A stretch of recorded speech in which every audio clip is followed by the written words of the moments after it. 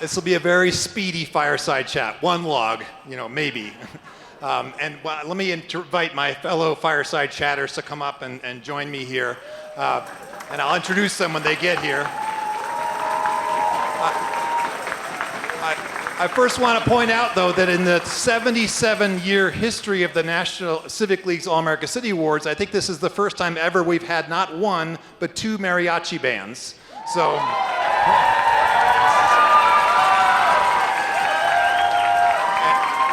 and I think the inflatables are also a first-time appearance. I'm not sure who invited Michael Myers. You're scaring the children, or at least me. I don't know. But also, I wanted to make sure to keep you entertained all day. After the Civic Fair, after the Civic Ideas Fair, we have a movie.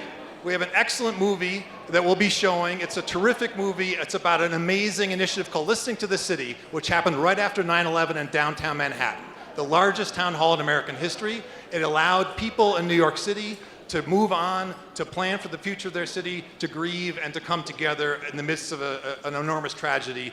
It's it's a gripping movie. The woman who actually organized that event, that whole initiative, Carolyn Lukensmeyer, is also here with us. She'll be able to introduce it to us and answer questions and those sorts of things. So don't miss it. That's tonight. So let me introduce my colleagues here. So starting in the middle, we have Cristin Brawner. Cristin has breathed new life into the National Issues Forum, which is a long-standing network of deliberation allowing people in communities all over the country for the last 20 years to grapple with big issues in their community and figure out how to make tough choices and take action. Her career is focused on helping communities and our democracy thrive by building partnerships, designing programs, and strengthening the civic infrastructure that enables people to talk, decide, and act together. Shamichael Hallman on the far end.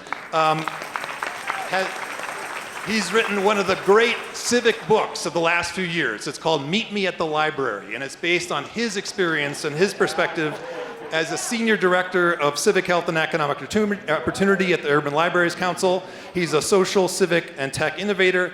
He was a 2023 Loeb Fellow at the Harvard Graduate School of Design. He explored how urban design and planning can make for socially inclusive cities. In 2021, he co-founded Libraries as Bridges, which focuses on evaluating how libraries build social cohesion, promote civic renewal, and advance the ideals of healthy democracy. And then our final guest here is the founding executive director of the civic organization, which probably has the coolest name of any of them. His organization is called Warm Cookies of the Revolution. It's here in Denver.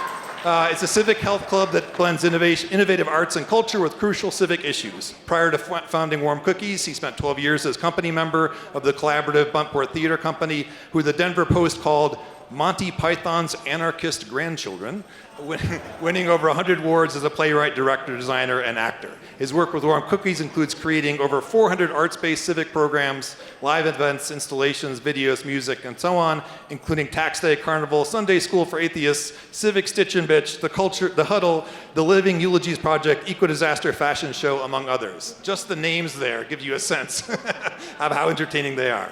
So thank you all for joining us. And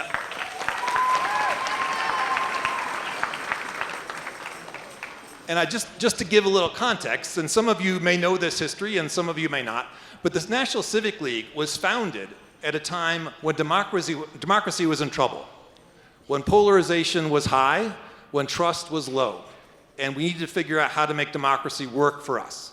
It was founded in 1894. By Teddy Roosevelt, Louis Brandeis, Mary Munford, and other civic reformers of the day. And it was part of that whole era of civic reform that saved democracy in America about 100 years ago, introducing all kinds of things that are part of our communities, particularly at the local level today. Things like city manager form of government, model city charter, all kinds of stuff.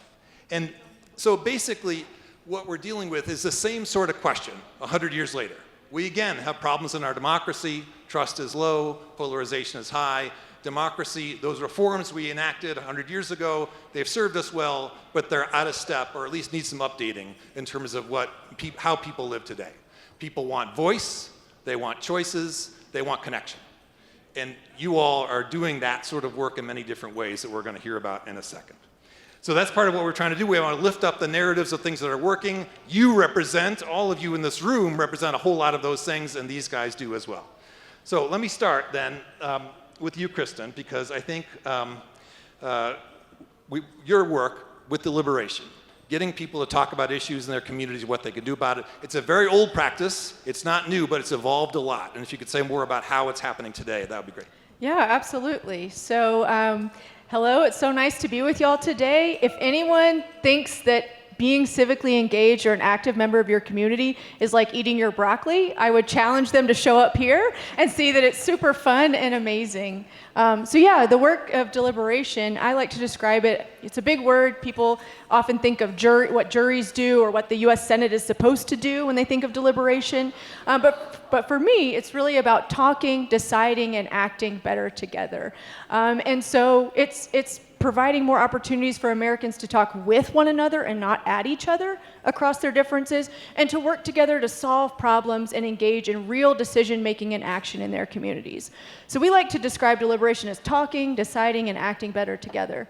For a long time, the National Issues Forums Institute, we're not quite as old as the National Civic League, but we've been around for 44 years, we really leaned into the talk part of deliberation. But what we found in doing the work alongside of communities and supporting amazing people like you across the country is that people don't just want to talk together. They also want to decide together and take actions together. And I got my start doing this work. I'm a proud Alabamian originally, so I want to shout out, yeah?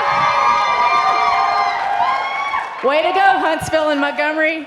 I learned these lessons in democracy working alongside Alabama communities originally.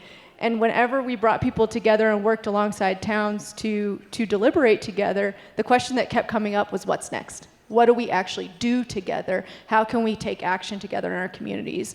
So I'll talk about this in a few minutes, but the National Issues Forums is launching What's Next America in 10 days, or just over, on July 8th, and we're excited to provide more tools and resources that we learned from Alabamians and other communities across the country about what it looks like to talk, decide, and act together.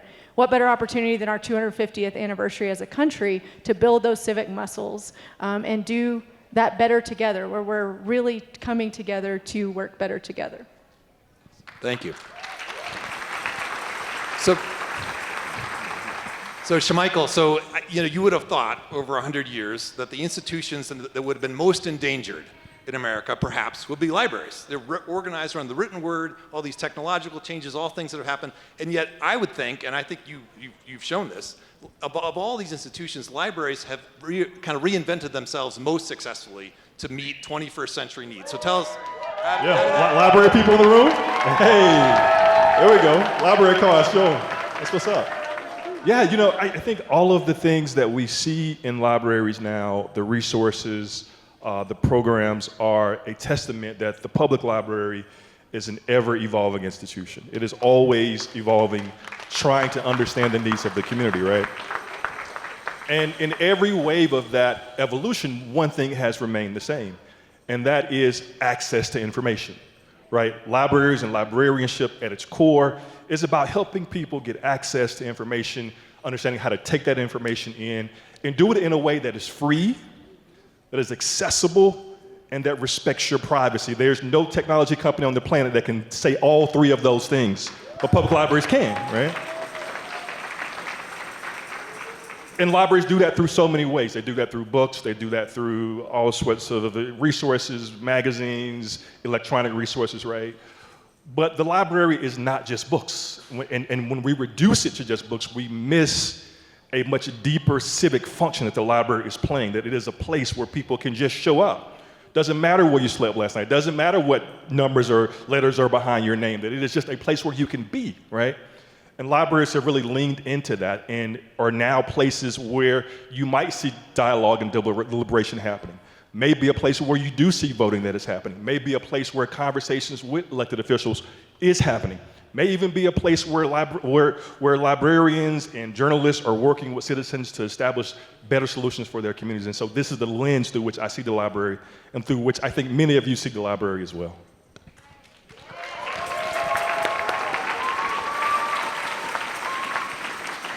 So one thing that I know you agree with me, but all over the place, boring traditional democracy has lost appeal or losing appeal, and in many cases, fun, gratifying, enjoyable democracy is gaining appeal. So tell us about how that is reflected in your work. Yeah, for sure. First thing, just because I like all the big yelling, how about all the staff that put these chairs out and are going to clean up after everyone? Let's give a big old yell for everyone there.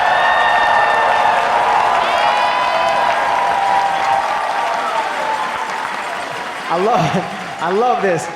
I was thinking about it'd be great if someone was here for like a tax accountant convention, but they walked into the wrong room. They would be very surprised by some of the things I'm looking at.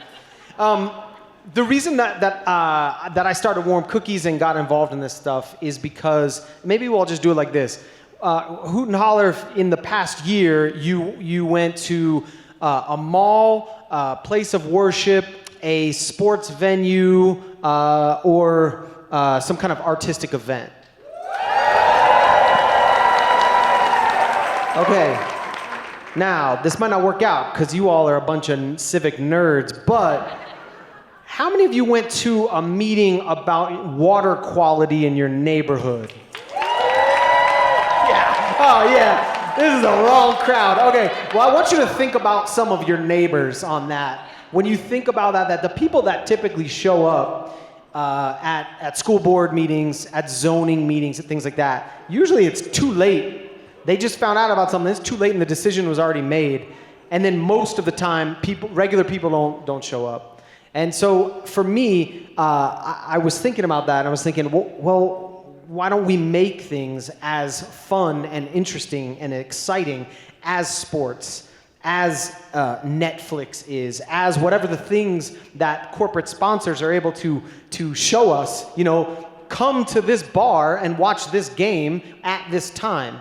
It doesn't feel that way for most of us around a lot of civic issues. You kind of feel shut out. And so that's what I wanted to do. So I took an artistic lens that I was doing in theater and applied it to civic issues. And so that's how we get, like Matt mentioned, things like a tax day carnival, or the huddle where we meet in sports bars and talk about sports and civic issues, or Sunday school for atheists. So all the people who aren't interested in church still have to come and talk about forgiveness and friendship and loneliness and things that really affect our civic life. And the last thing I'll say is that civic, for me, and part of what we try to do at Warm Cookies is to say to people, what is civic?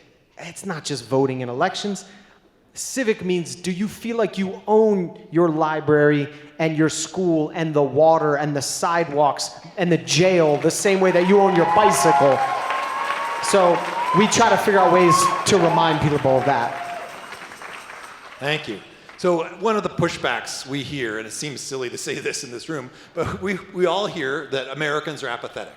Americans won't do these things. They won't go to the library. They won't talk to each other. They won't go to the neighborhood barbecue. They won't do these sorts of things. And it's strange to say this because we have people in the room who go to water quality meetings, but still, how do you handle that criticism when you hear people say those sorts of things? Well, yeah, I get that a lot, but what I see is that if it is made by the people who these decisions are affecting, people show up. So anything we do, we're going to work in neighborhoods with people where whatever is being imposed on them, they are the ones that are coming up with it. And if it's part of a culture that people are interested in, whether that's fixing cars, whether that's you're part of a house and ball community, you're part of a sports community, a knitting community, whatever it is, that if it is fun and it feels connected to your life, you're going to show up with that precious amount of time and energy that you have after raising kids and working. Why else? Why would you go to something boring if it doesn't feel connected to who you are and what you do? So I actually see people do show up. It's on us, and I'll say all of us in this room, to how do you get your skeptical neighbor, your friend who went to a city council meeting 10 years ago, your friend who voted once but now is like, I don't know, they're all the same. How do you get that cynicism out? And it's on us to be as creative as possible and to connect with them. And then people love having a say in the decisions that affect their lives. Just echo everything Evan said. It has to be fun and it has to be connected. It also has to be tied to real decision making and action. Earlier I was facilitating a roundtable and people said that folks are tired of showing up at meetings. They're tired of just talking, right? They want to see that their showing up actually makes a difference and impacts decision making. And they have to be able to see that it makes an actual impact in their lives and the lives of their communities. Yeah, I don't think there's much I can add here. I would say that accessibility is the thing that I have seen that has kept people from the process, right? So that is both spaces to show up, multiple times to do this, and then actually making sure that their voices are heard, right? I, for a number of years, ran a program out of the library called Civic Saturday, and it was essentially a civic analog to a church gathering, right? And I started connecting with other people who were doing these things, and I found out that people were doing them in libraries. One person was standing on her tractor doing it in the middle of her farm. And people show up to these things, number one, because there was a sense of community, that it was a time that they were available, and that the organizers really took great care in trying to make sure, do you have transportation? Do you have childcare? Let me do everything I can to make sure that you can get here. And then when you get here, I'm going to make it as fun and as festive as I can possibly do. And so I think those things, I'm seeing people do those things, and I'm seeing people show up. Awesome. Okay. Lightning round for our lightning fireside chat. We are celebrating 250 years since the Declaration of Independence. What is one, yeah, you can applaud that. What is one change or one improvement, one thing that's going to happen that will improve America over our next 250 years?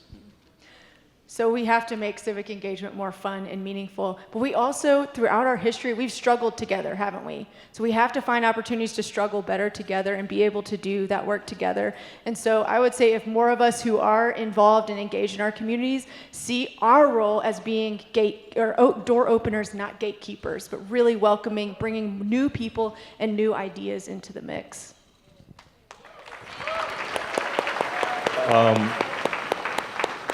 We must take care of our civic infrastructure, our parks, our libraries, our plazas, our community centers, the places where people are showing up. We must fund those places. They must be modern, they must be welcoming, they must be inclusive. We need to take care of these places, fund them well, invest in them. They will pay dividends beyond what we can imagine. I'd say for the next 250 years, we need to address in a very efficient and real way how our economic system and how racism have affected this country. And we can't allow the idea of a trillionaire should not be something that we allow in this country until everyone has a right to very basic, beautiful things as well.